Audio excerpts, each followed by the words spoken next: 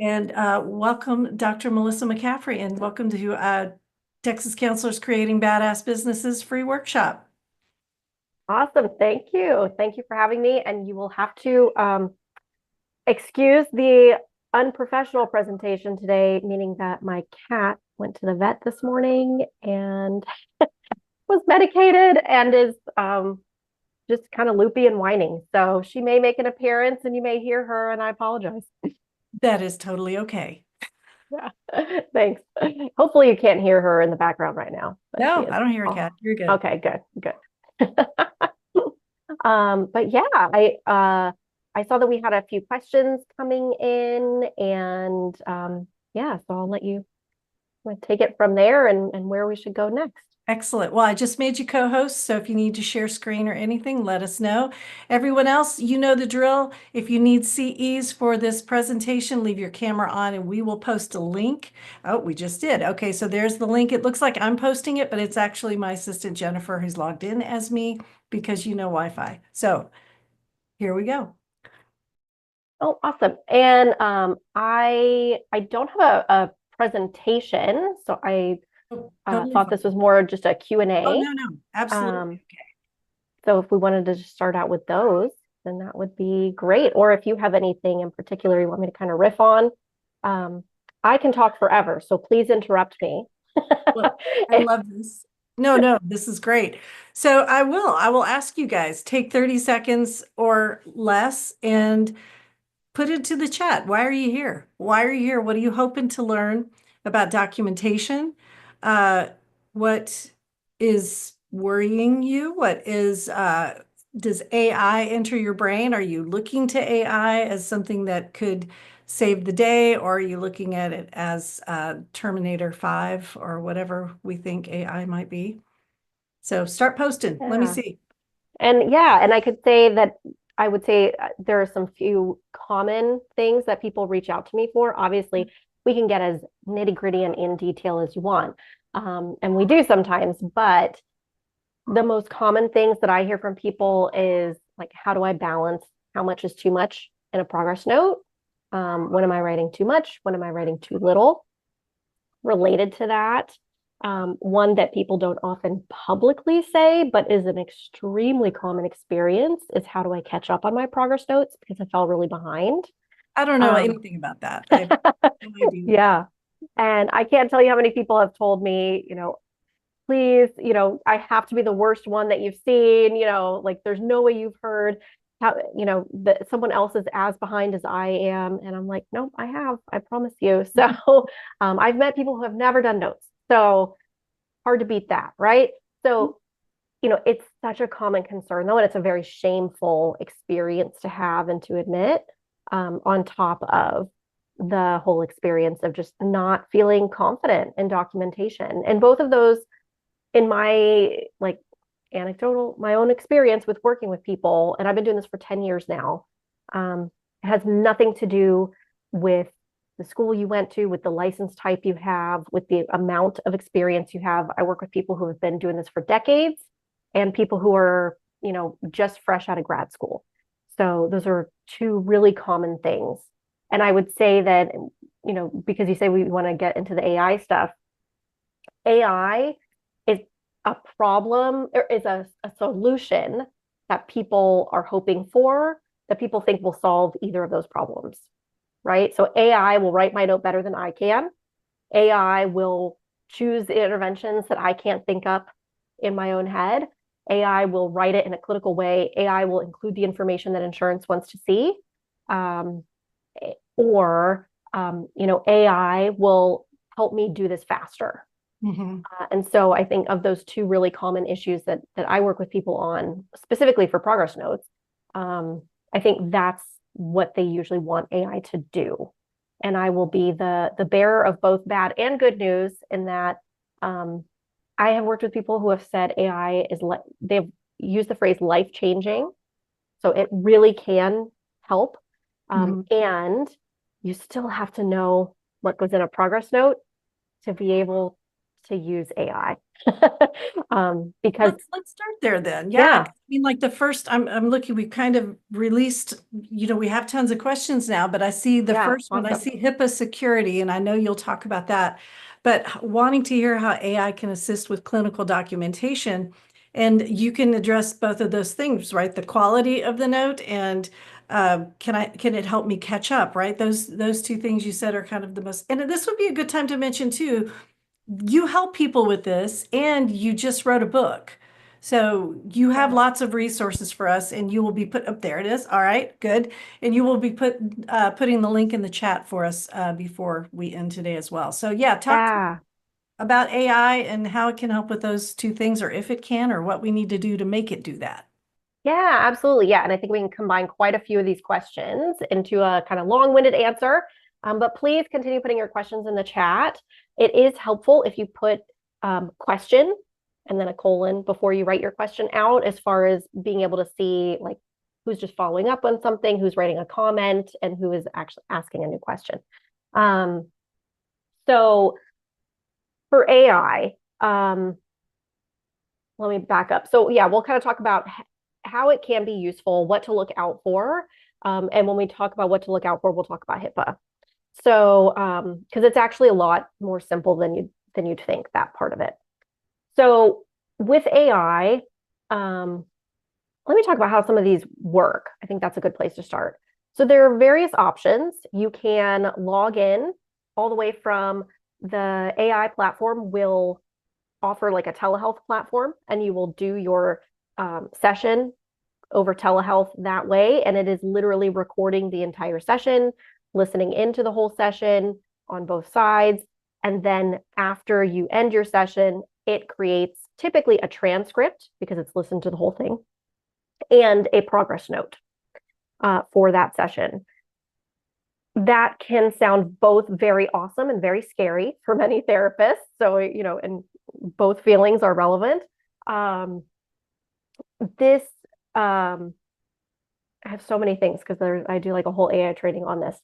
So with that, I would say my biggest takeaway for anything AI, so regardless of what I'm going to say in any of this other stuff, and if you take away anything, you have to edit the AI note.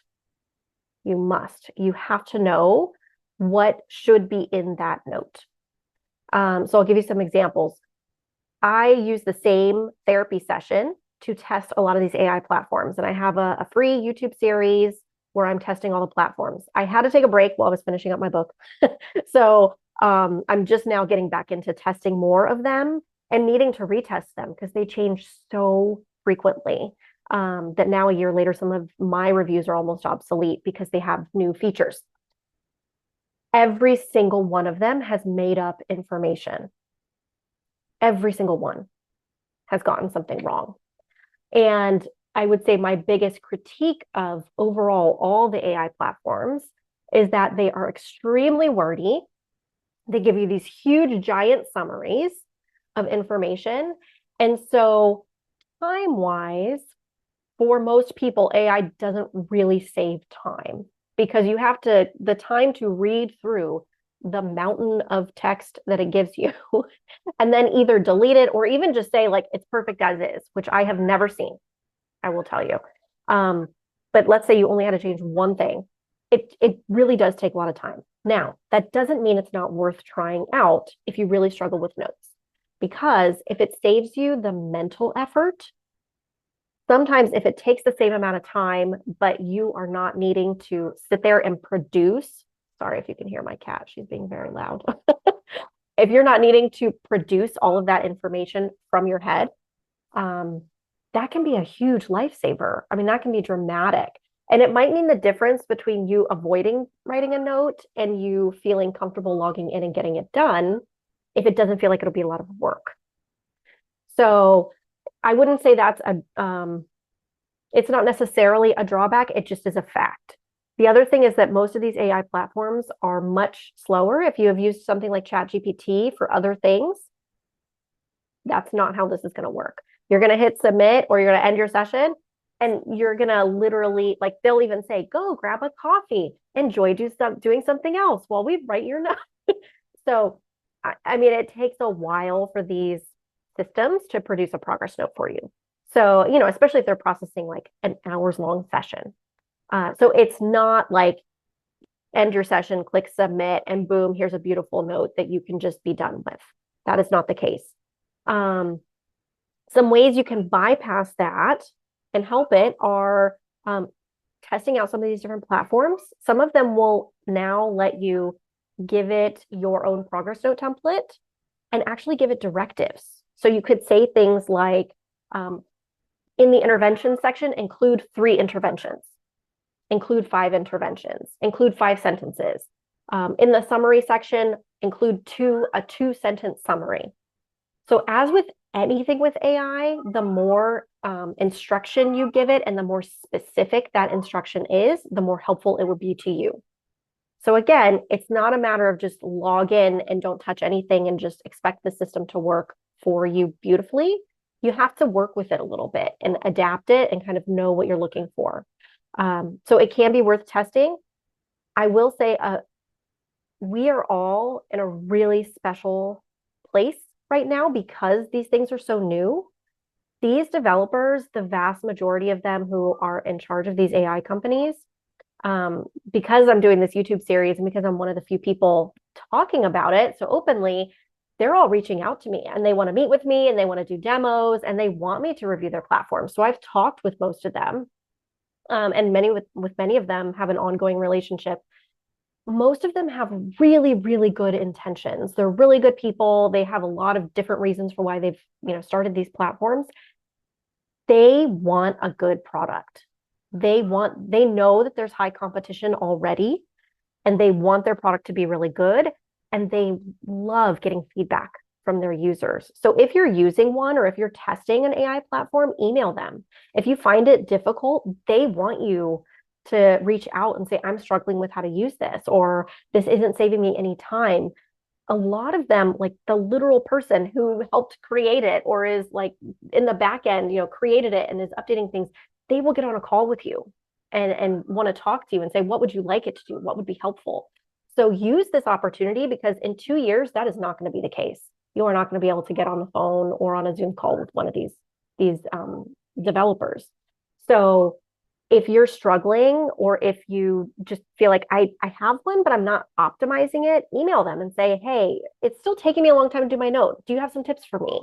Or I'd like to be able, the summary is super long. Most of them know. They'll straight up be like, okay, we've seen your other reviews. Ours is also really long. We know this, we're trying to work on it.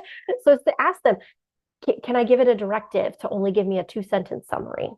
So don't feel like you're stuck with what it's giving you. Because I think some people log in and get a little disappointed. It requires a little effort. And just like when you start using an electronic health record, it requires some getting used to. You're probably not going to log in and immediately just hit the ground running. It takes some figuring out and some testing, and they're so different. So let me get back to, we talked about you log into a session, you use that platform to do your telehealth session. It records everything. It gives you a transcript. It gives you a note. There's a ton of variety all the way to you log in and you type up a summary and then it creates a note for you. You can, for some of these platforms, you can log in and you can give it a verbal summary of what happened in the session, and then it will create a note for you. For some of these platforms, you can check off that you don't want the transcript. It will just give you a note. Let's see. I'm trying to think. So yeah, you can do the transcript. You can verbally do it. You can type in a summary. You can upload a recording. So if you're doing in-person sessions, then some of them you can have that listen in person, or you can do that on a different type of device and then have it listen to that. So there's a variety of options for how you give it the information. And yeah, my cat is. That's all right. It's okay. Look, it's like those of us with kids. It's okay. Thank you. Yeah. My kids are launched, so I'm good. My I dog know. is, so he may run in. Yeah. See, Hopefully, I was hoping she'd just come and hang out. But okay. Yeah. So questions about HIPAA, questions about confidentiality. I mean, Yeah. got all these scary stories about, people selling information or they go out of business and then where's the information? So talk a little bit about that. Yeah. So, and these are kind of the things to look out for. So I would say the first thing is there's one ethics code that has released a statement on using AI. And I think that we can all use that as a good example. So for example, I'm a psychologist. APA hasn't released a statement. They're not going to release a statement for probably years, right? Because they wait to be the last one. They wait for everybody else to figure it out. And then they'll release a very vague statement about what we're going to do for AI. But it's, gosh, I always butcher the name. MHC, LMHCA, MHCA, the Mental Health Counselors Association. Um, so their statement essentially says that that AI is a new technology. It's okay to use as long as you get informed consent.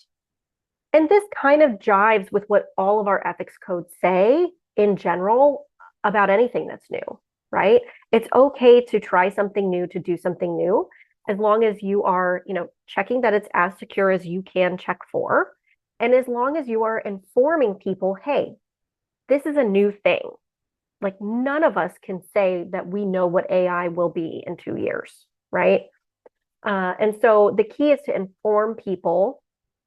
I would like to use AI to write my progress notes. And yes, I would recommend. So again, APA has not released a statement, right? So I have as a psychologist, no way to say like I could get in trouble for using or not using it. But I could tell you I can extrapolate from the rest of informed consent policies and guidance on ethics and using new technology that I better let people know this is new and that I can't know all of the potential downsides yet, right? So that's one thing that's really key is to let people know I'd like to use this AI and then let people know, are you using it afterwards? Like, is it not recording a session? It's just something you want to use to write your progress note, or is it something you want to use to record a session? Because then that can get into state specific things where certain states say if you're going to record a session, that requires its own consent, as well as different ethics codes say that too.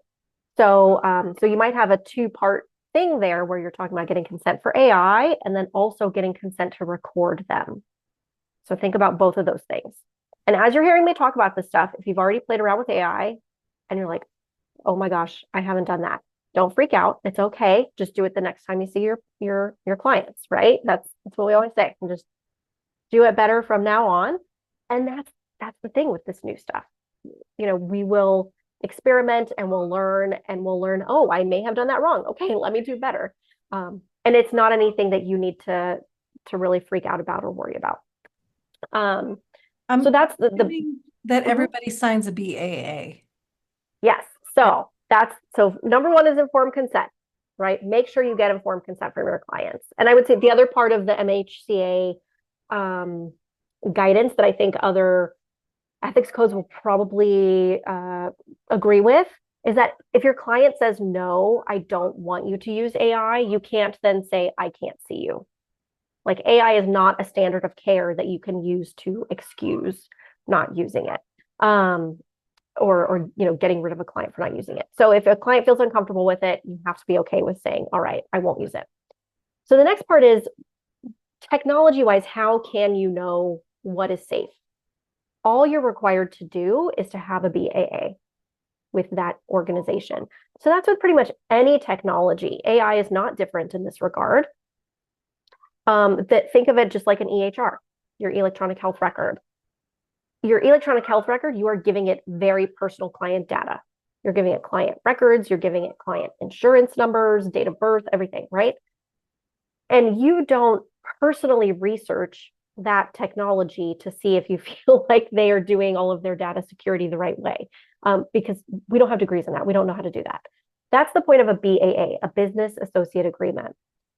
That is a tech company, any technology, says, we understand that healthcare information needs to be more secure. We understand that there is this law called HIPAA. We know it exists, and we are creating our technology to coincide with that law and to be in compliance with that law. And so we are giving you a legal agreement, a BAA, that says we are protecting this information in compliance with HIPAA. So all you need as the practitioner is that BAA. That's what makes you compliant.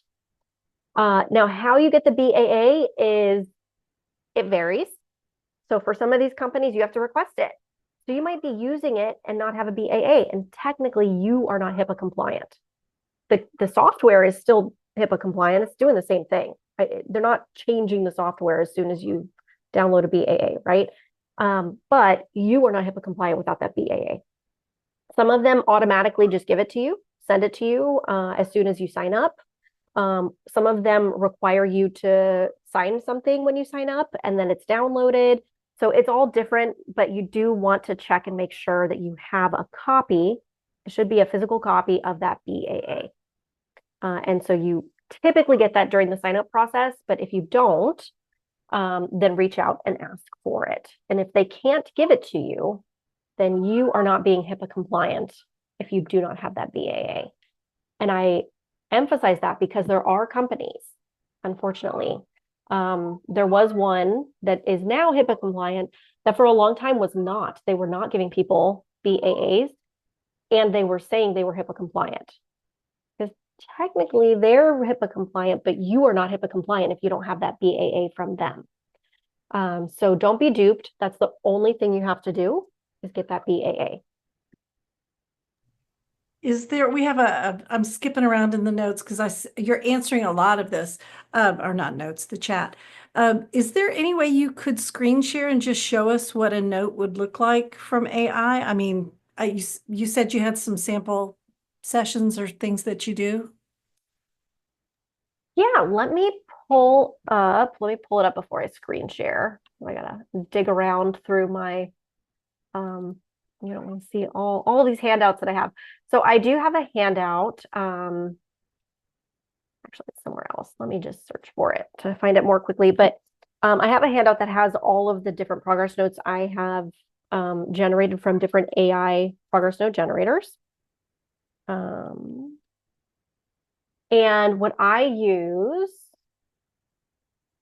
the session that I use is the session with Carl Rogers and Gloria. If any of you are familiar with that, it's a very popular, common training session from the 60s. And I'll go ahead and share my screen if that's okay then. Hold it up. All right. So, and I'll share this link with you guys too, so you can reference it. This is a handout that I offer for anybody as part of that YouTube series anyways. So I have some important notes here, and I have comments on all these different platforms. There are many platforms that are not listed here yet. I will say AutoNotes is one that was not HIPAA compliant previously, and now is. That still gives me a little caution that they at one point were not, and we're not quite upfront about that. So they're not my first that I would recommend, but here's an example of a therapy session note of a DAP note, data assessment and plan. As you can see, this is a really long note. I mean, look at this, look at the plan section. Your plan section does not have to be that long. Okay, I'll just like give you like the quickest note feedback ever and say that. Unless this person was suicidal and we created a whole plan for what to do, and they had never been suicidal before, right? And so this is like a really big deal, and we're making a whole documentation, we're changing our treatment plan and doing all kinds of stuff. Your plan doesn't need to be this long. It could be 1 or 2 sentences, really. So here I emphasize in the orange, these are kind of like caution things where it made things up. So here's a good example, and this is not to pick on AutoNotes, but to just say all of these AI platforms do this. It says, moving forward, the therapeutic plan will focus on helping Gloria navigate her feelings of guilt, et cetera, et cetera. There was no therapeutic plan discussed. This was a first and only session with this client. Therapeutic plan, treatment plans, anything like that was not a thing. I don't think they even had to do that in the 60s, right? So like this was not discussed in any way, but AI, this is a general rule of AI, it wants to make you happy. It wants to fulfill your request. And if it has been trained by the developers to say, it needs to include certain interventions or that always mention a therapeutic plan, things like that. It's going to do that even if that's not what actually happened. So it will create these kind of clinical sounding things that didn't exist. And I want to emphasize that because one of the big things I hear from people when they start using AI is like, oh my gosh, I could never write a note this good. And a lot of you might be looking at this and like, oh, I want to write down what it says or how it phrased it. You don't even know if this is accurate. It could be totally making stuff up.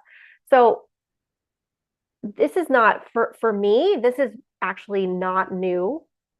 This has been going on and ever since I've been training people on writing progress notes. It's not about making a note sound clinical. No one is grading you on that. We want to see what actually happened in the session.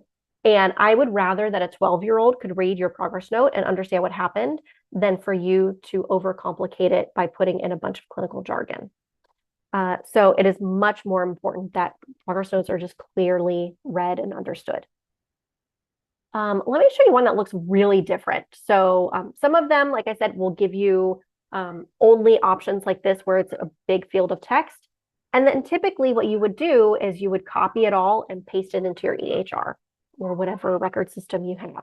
And so you might tweak it, adjust it, only copy paste other parts over, etc. Actually, I will highlight here because I'm going to highlight this in the next note too, where it says Gloria is currently facing, sorry, that doesn't make it easier to read, does it? Significant emotional distress, primarily centered around her feelings of guilt and fear of rejection. Her mood was anxious and her tearful affect suggests a high level of emotional turmoil, etc. If you have seen this session, I would not say that Gloria exhibited significant emotional distress or that someone being tearful suggests a high level of emotional turmoil, right? Would we say that about someone who's crying because their father passed away and they got tearful? No, that's normal, right? And so I will say that some of the AI platforms, because they are trying to incorporate what they know we need, which is often to show medical necessity, it does tend to overpathologize or overemphasize things. And it'll take what might be a stressor or a worry or a concern, and it then blows it up to be like significant distress. And there is a balance of, yes, we do want to show things and document well for insurance, but I wouldn't want someone in this session, she primarily is talking about, she lied to her daughter about having sex. And her daughter is 9, I think.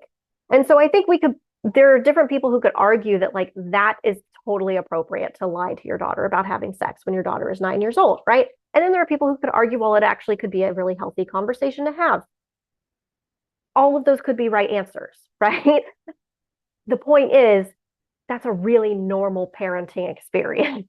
And she was distressed about it. And she's more distressed about like, essentially all the things going on. Am I going to mess up my kid? Is it going to mess up my kid if I tell her I lied? I feel guilty, but is it, should I just deal with that on my own? These are normal parenting experiences that people have, right?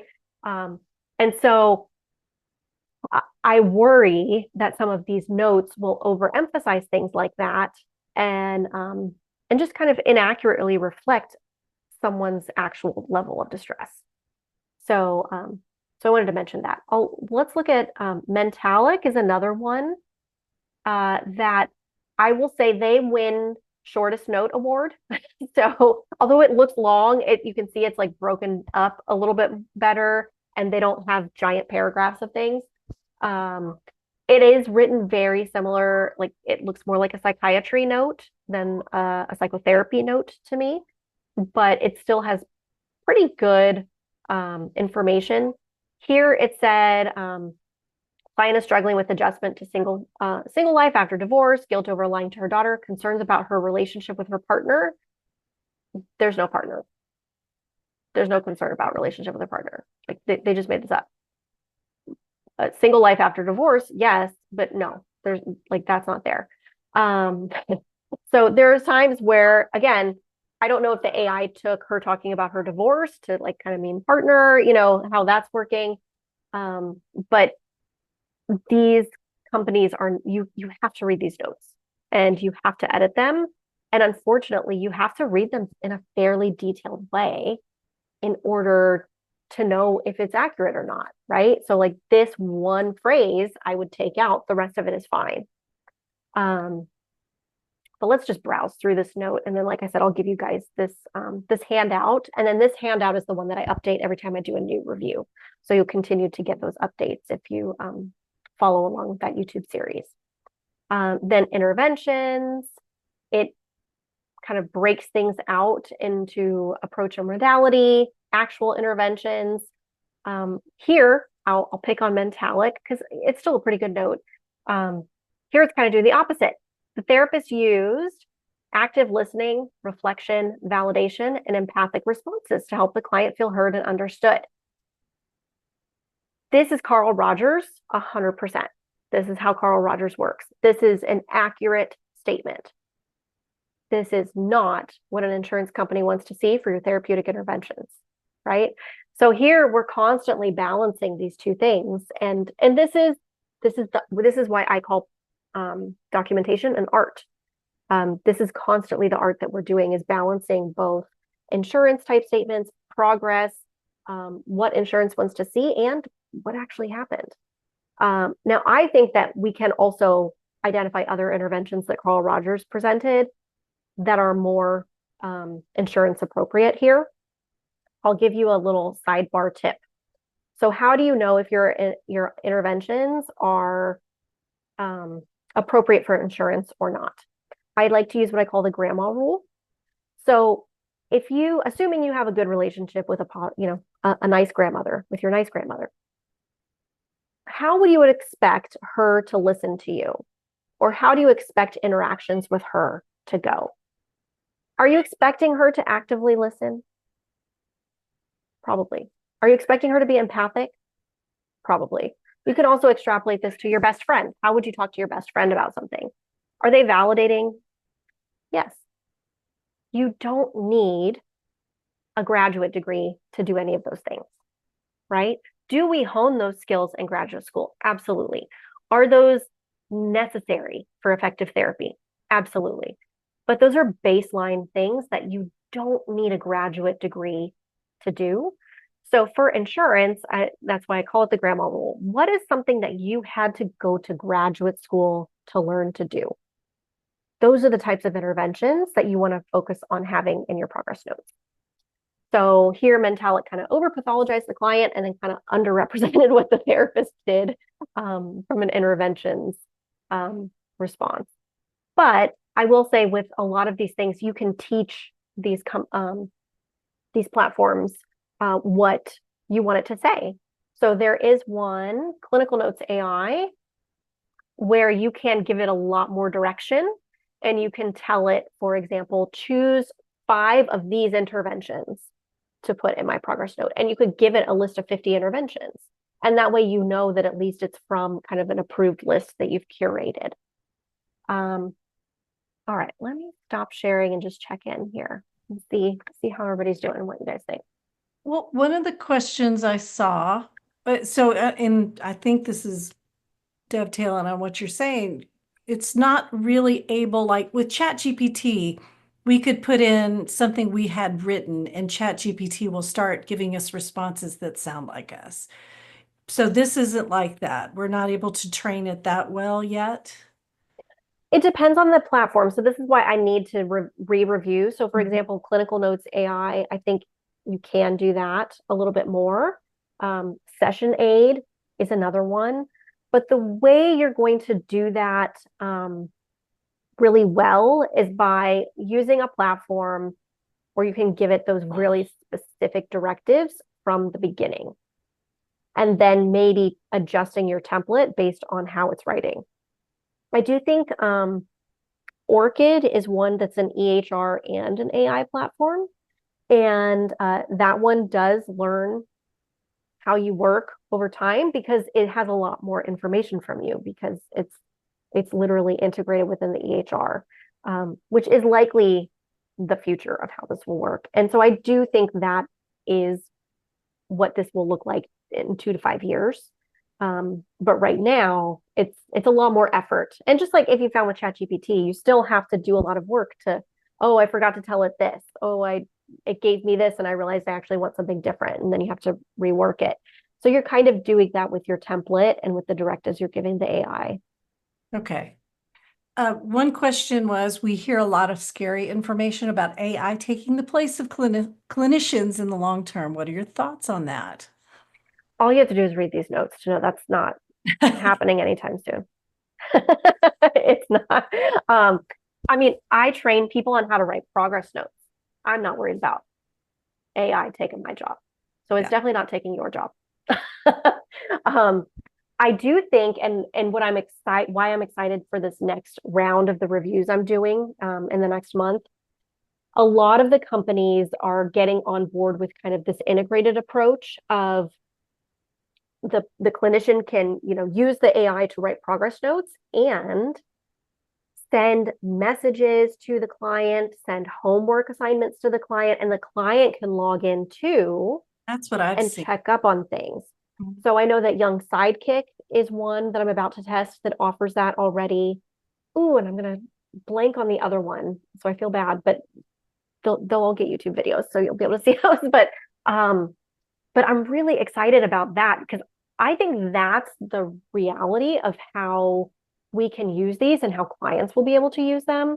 So think about in one of the groups that I run, some people were talking about the benefits of doing sessions every other week, for example. And one therapist I work with was saying they work with a lot of trauma, and a lot of times sessions are really deep and intense. And so they actually find it more beneficial to take a break and do sessions every other week. Well, if you could add on an AI component where then the AI knows to like follow up with a client maybe a week later or give an assignment, and then they can log in and have some kind of an app that they can reference.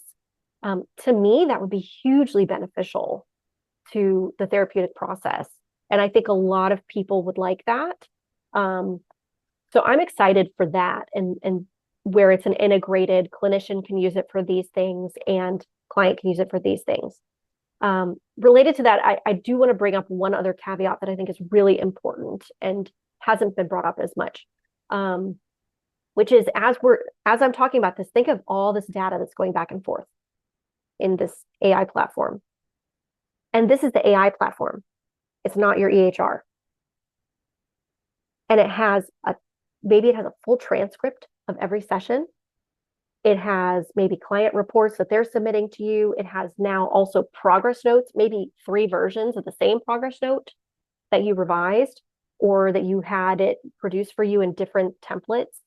And so now you essentially have client PHI in 2 systems and you're maintaining it in 2 systems. And they could be 2 HIPAA compliant systems. That's great.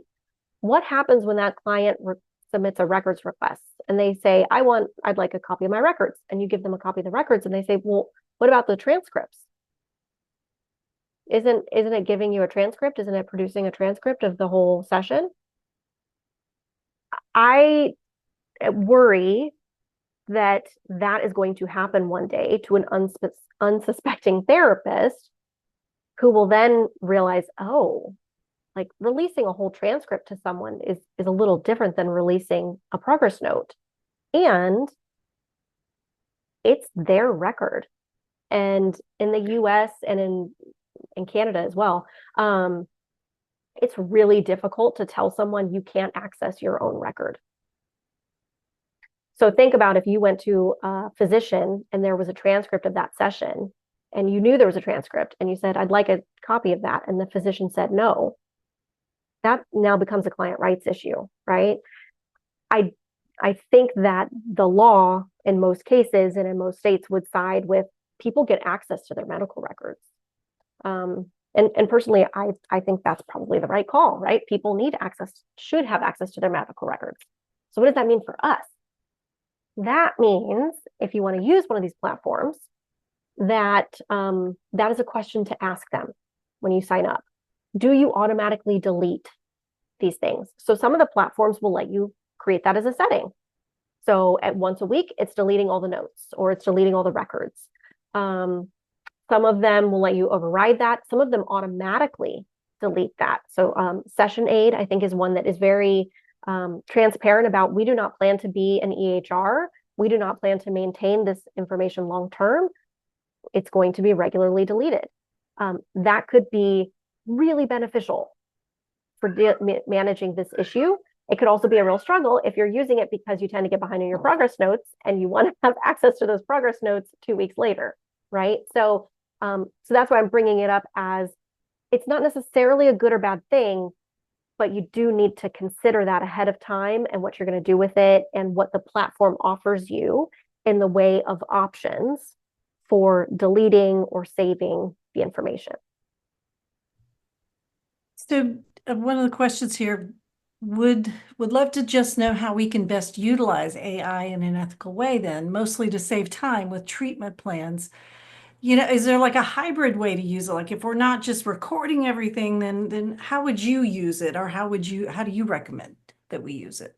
Yeah, I think this is where I don't think it's always the solution. And it really depends on what your particular problem with progress notes is. If it's just time, it's rarely just time, I will say. Usually the time issue is actually, it takes me 20 minutes to write a progress note because I sit there and question everything I'm writing and rewrite it. So that's time is not your issue. It's feeling confident in what you're writing. That's actually the problem to sort out there, right? And I would say that's the most common scenario I see. And if time is your issue, is it that are you ending sessions on time? That's not going to change with AI. Right? Are you giving yourself enough time to write progress notes? Do you have time in your schedule for progress notes? You're still going to need that with the AI platform because you'll have to review them, and then copy paste it into your EHR, right? So really, I do think it's the first thing I always recommend for everyone is look at what is the real reason that I'm struggling with progress notes and try to address that first. If it is genuinely time, which I do understand that is a big part of it for many people, that is where this hybrid method can be really helpful. But for me, the hybrid method I think is more effective if you are literally thinking of it like collaborative documentation. So for treatment planning, for example, I always recommend you never need to do a treatment plan outside of a session.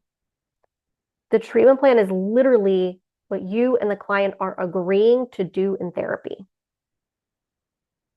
There is nothing more valuable that you could talk about with them, right? You want to literally, it's an opportunity to literally be on the same page about what you can accomplish together, what they can expect from you, what you can expect from them, where you want to be, where you want to work and focus on. I don't think that you need to sit there and, like some of us have done in agency days and spend half an hour filling out a really long form with them, but absolutely talking to them about the goals that you want to work on and identify, like, why are you here? What is it that you would like to work on? There is no question based on research that is a valuable clinical discussion to have, and that having that clinical discussion will have a positive impact on the therapy you do with clients. And it's empowering for people. So to me, that is something you don't really need AI to help you with. Now, where that might come up is you say, okay, but how am I supposed to sit here and write this with a client when I'm thinking of what to write and I'm trying to produce this content? And yes, you're saying make it understandable, but I still got to write an intervention, right? And it takes me some time to think of that. And so that's where I think that having cheat sheets and templates, and I think that was one of the questions that came in ahead of time too, that you had sent me, that having like pre-created statements is the most valuable thing. And that way you're just either filling in the blank or you're circling things or you're checking off boxes, but they're detailed. They're not, when I say checking off boxes, I don't mean like what your EHR gives you as the standard checkbox interventions list that says cognitive behavioral therapy. That's 1,000 interventions, right? We're not checking that off as an intervention. Um, Cognitive restructuring, that's a more specific intervention. Creating a pros and cons list, that's a more specific intervention. Um, you know, reframing, grounding work, deep breathing exercises, exploring patterns in family behaviors, exploring patterns in the family. I would say Carl Rogers did that in that session with Gloria, but that's not one of the interventions that, you know, any of these AIs are picking up from that session. But he absolutely did that and talked about how her relationship with her father is having an impact on this situation she's having with her daughter. Um, and so it was a very active reflection. Um, so to me, curating a list of statements that you use and of phrases that you use that apply to the way you work and the clients you work with is the most useful thing. And if you can use that to then give one of these AI platforms a template and a cheat sheet, then it's already going to sound like you. And that's kind of bypassing what you're talking about with like using ChatGPT and having it teach you how to write. So using one of the platforms where you can give it a lot of direction and you can really curate the template to your own, I think is the best bet. Well, and I think that helps with the next question as well, because when you talked earlier about the quality of the note and it, you talked about, it making up things. Well, if we're trying to also create a note that protects our client, right? Because of the things like we're in Texas and there are things that our clients are going to discuss, and we don't want to put that in the note. And so I'm hearing you say that a template with these sort of responses that you usually use could really be helpful. Yeah, and I always recommend that too when I've done a couple of YouTube lives as well on this particular topic. Like, how do you document sensitive topics? Mhm. And this has become much more of an issue over the last few years, right? Um, and so having, I think, whether or not you use AI, having some of these statements ready to go so that you don't have to think about them in the moment when it's stressful is really helpful. So I'll give you some really specific examples. So let's say your client is talking to you about their feelings around having an abortion. And regardless of the state you live in, that could be a really heavy, important topic to your client and is a really emotional experience, regardless, right? Or could be. And so that's pregnancy loss. And pregnancy loss allows you to capture the emotion around the event without actually talking about the event itself and how it happened. But having some kind of like pre-created statements like that for these highly sensitive topics will help. And I encourage people, you can watch one of my YouTube lives to get information on that, to get ideas for what to write. Talk with your colleagues about what they write. But the fact is, if you have a client who's really stressed about that experience, it might be something they're talking about for months, right? So it's not a matter of like, let me be as vague as possible and never document this. That is an extremely relevant thing to document for many clients.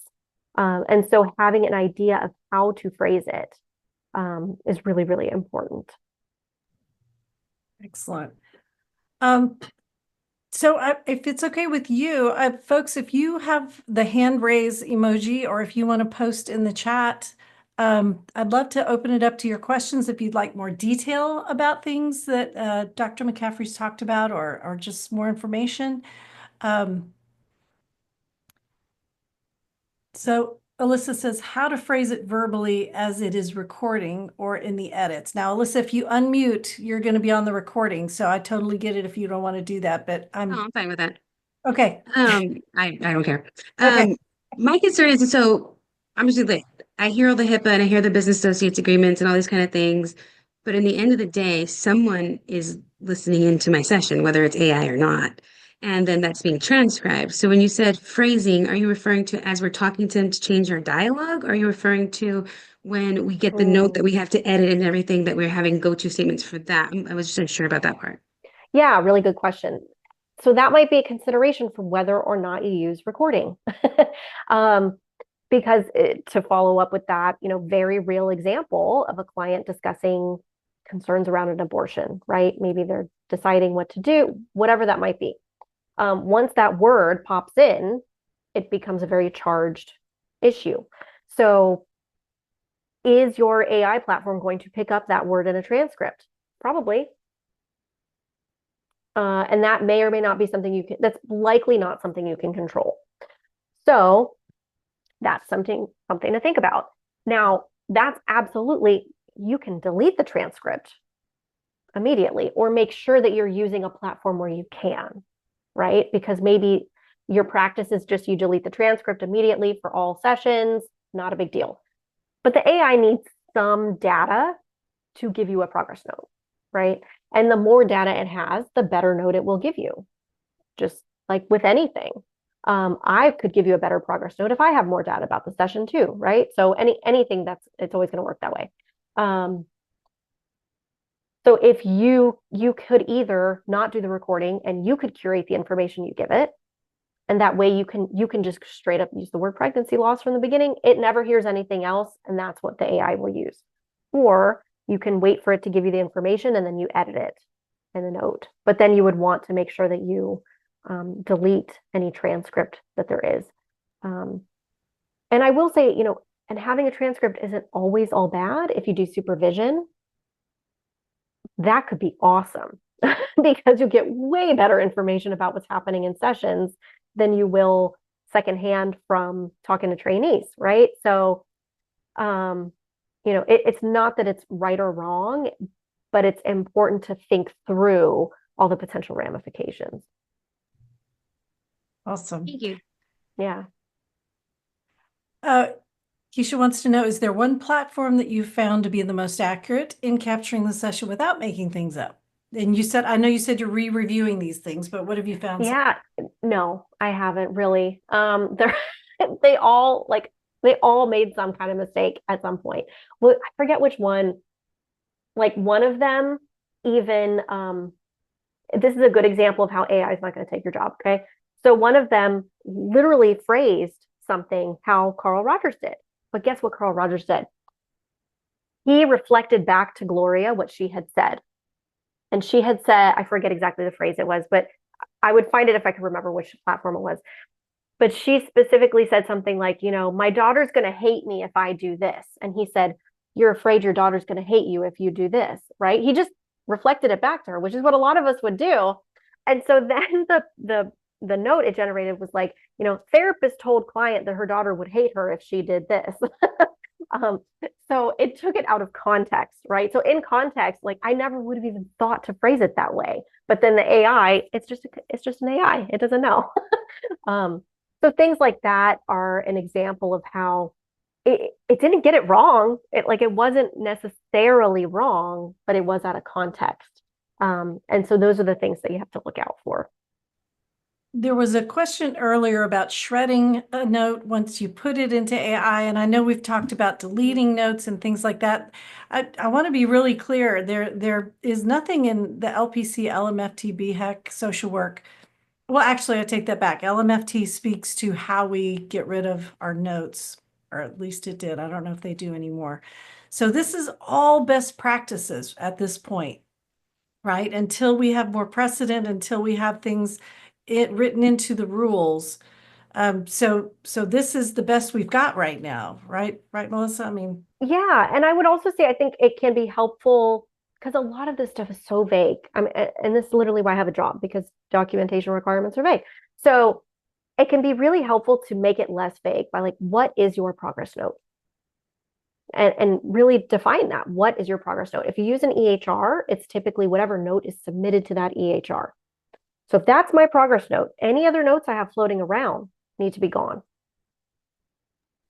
gotcha. So if that's a transcript somewhere, if that's the progress note that's in the AI platform that is unedited, because then I put it over here and edited it. And maybe I edited it a little bit over there, but then when I copy pasted it, oh, I didn't realize that. And so I made a change over here. So now I have two different versions of the same note, right? I mean, that would absolutely happen. It could get very confusing. The easiest way is just once I have that progress note in that system, I get rid of all my other notes. And so you could also shred, if you took notes If you take tons of people take notes by hand, totally fine. You can absolutely do that. Take your notes by hand. And then as soon as it's in an EHR, shred that. Or in your computer somewhere else, shred it. So kind of make a rule for yourself about where you're going to have your notes, what is the note, and just keep that one. Okay. You were getting requests here if you have sample informed consent. So this is a good time, I think, for you to drop some links into the chat. And everybody, you know the drill. When you see a link, click it, because once the meeting ends, the links go away, and then you'll have that tab open amongst all the hundreds of other tabs I'm sure you have open. So what's the best way to contact you? Yeah, so the best way, I will put in the link for my website. And then I will also put in the direct link to the book as well. So my business called QA Prep. Here's the website, qaprep.com, for those listening later. So just qaprep.com takes you there. The book is called Stress-Free Documentation for Mental Health Therapists. There is a paperback version and a Kindle version, and Amazon, it's available on Amazon. Amazon randomly puts things on sale, and it is on sale right now.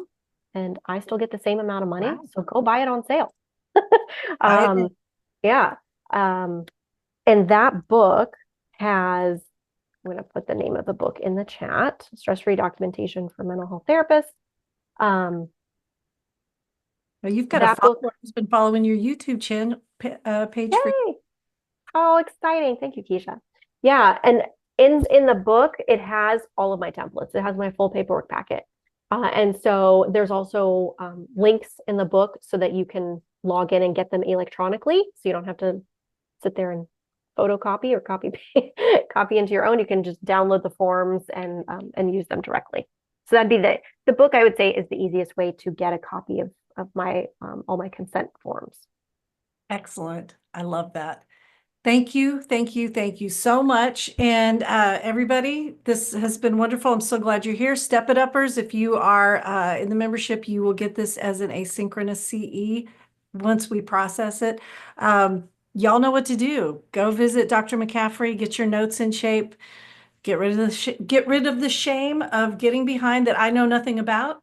And yeah, enjoy your Monday evening. I think you made us all feel better, Dr. McCaffrey. Thank you so much. Good, good. I'm glad. Thank you for your questions. That helps so much. And I really I value your trust and vulnerability there. So thank you all. All right. We'll see you later, guys. Have a wonderful evening. Bye.